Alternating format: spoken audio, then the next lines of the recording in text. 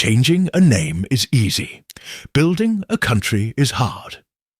Across South Africa today, a strange and destructive ritual plays out.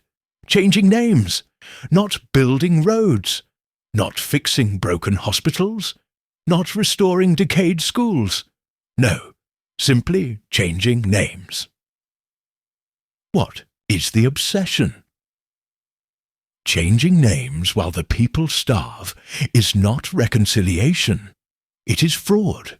It is political theatre for fools. Look at the United States. It is the most English-speaking country on earth. Yet millions of Native American names remain proudly intact. Mississippi, Big River.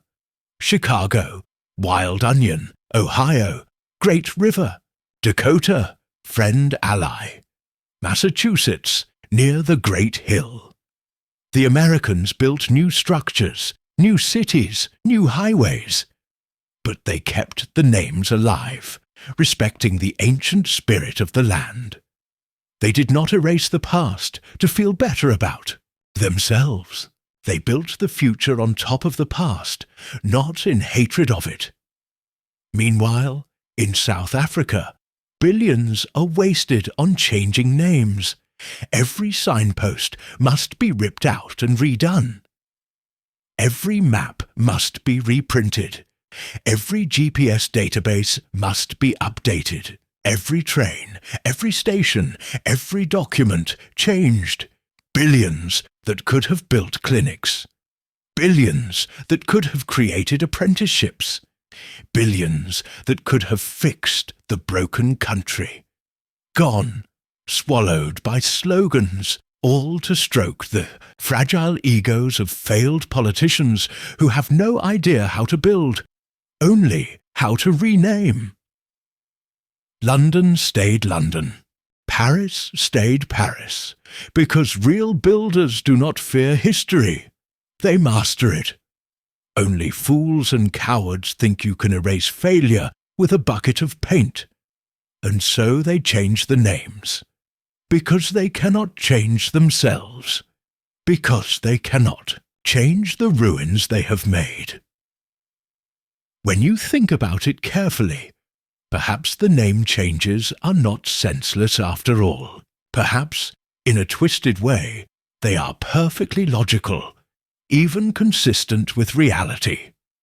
Take Pretoria, for example. Once a city of clean streets, flowering jacarandas, proud statues, orderly neighbourhoods.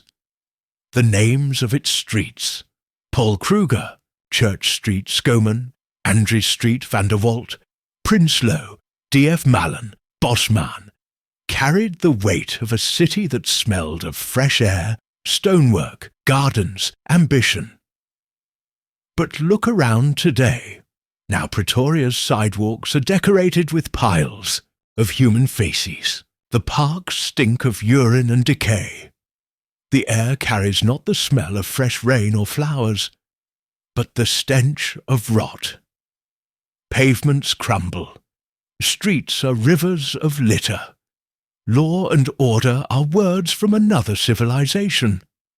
So maybe, just maybe, it is perfectly reasonable to change the street names. Because the old names celebrated an era of pride, structure, ambition. Today's Pretoria deserves new names, names that celebrate what it has become. A city of filth, a capital of collapse, an open toilet. It would be dishonest to leave the old names standing, reminding everyone of a lost greatness. Far better, in their minds, to rename everything, so that the smell and the names match. A fresh name for a rotting city. How poetic, how revolutionary. This is not revolution. This is not justice. This is the last dance of empty men, flailing. In the smoke of a burning country they no longer know how to save. It is easy to rename a town, a bridge, an airport. It takes no genius, no sacrifice, no vision. All it takes is a politician with a pen and a pile of taxpayers' money. But building a country, that is a work of blood, sweat, skill, and decades of discipline. The obsession with renaming in South Africa is not innocent. It is part of a deeper betrayal. The erasing of history. History that speaks of a land of many rivers, many cultures, many builders, and many dreams. Spoornet, for example, was not just a white name. Spoornet was part of our shared living, heritage spoken daily by Afrikaans-speaking Malays, Coloureds, Khoisan, Africans, and many others. Spoornet was ours. And they ripped it up like weeds without a thought. They say they want reconciliation. But how do you reconcile when you mock and erase the heritage of others? Changing a name is easy. Building a country is hard. We do not suffer from lack of money. We suffer from lack of real leadership. Leaders who understand that greatness is earned, not manufactured by paint and paperwork. South Africa doesn't need new names. It needs a new spirit. A spirit of respect for all its builders. A spirit of hard work, not hard slogans. A spirit of building, not blaming. Final hammer blow.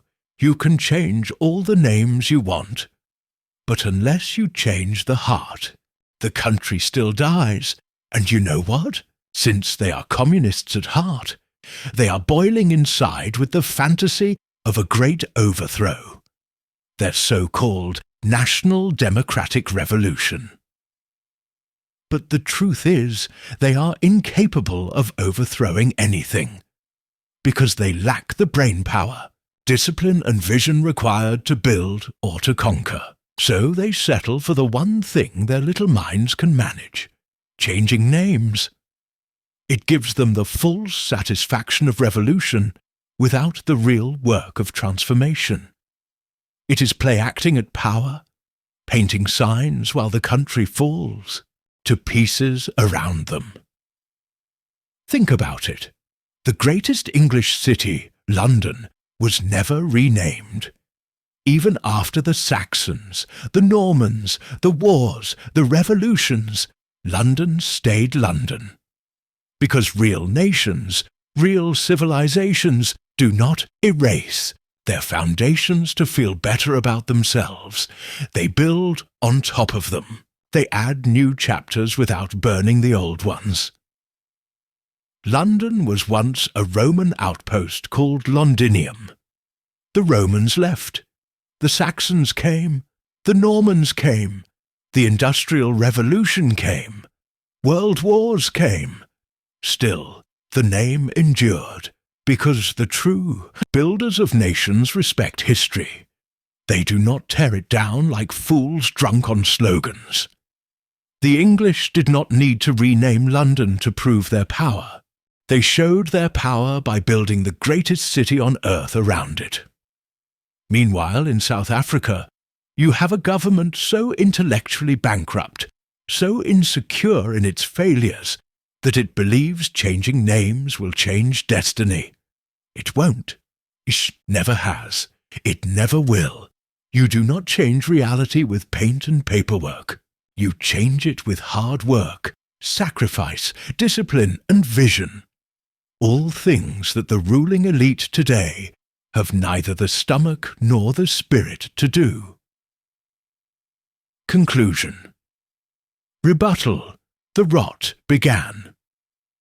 Under ruling party and liberation movement rule owned. By the way, before anyone rushes to say, but the ruling party and liberation movement no longer rules Pretoria.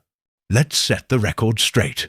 The rot was already planted, watered, and made to fester under ruling party and liberation movement rule long before 2016. The ruling party and liberation movement was toppled in Pretoria because of it, because of the stench of collapse, corruption, broken streets, hijacked buildings, broken water pipes, and sewage spilling into the heart of the city. The people removed them because they could no longer breathe under the weight of the decay. What you see today, the crumbling sidewalks, the ruined downtown, the filth on the streets, is not a new crisis. It is the inheritance of ruling party and liberation movement misrule. They planted it, they nurtured it, they defended it, they celebrated it as transformation. And by the time they were thrown out, the disease had already consumed the bones of the city. But reviving a corpse after decades of political rot, that takes more than elections. It takes rebuilding a soul that ruling party rule systematically strangled. And one has to chuckle. Wouldn't you think that if they were serious about a real national democratic revolution, they would start by changing the toilet bucket system, by eradicating pit toilets where children still drown and die in the mud? Changing a name is easy. Building a country is hard. And so they change names, while the country burns beneath their feet. This is the hollow victory of a failed revolution. Remove them.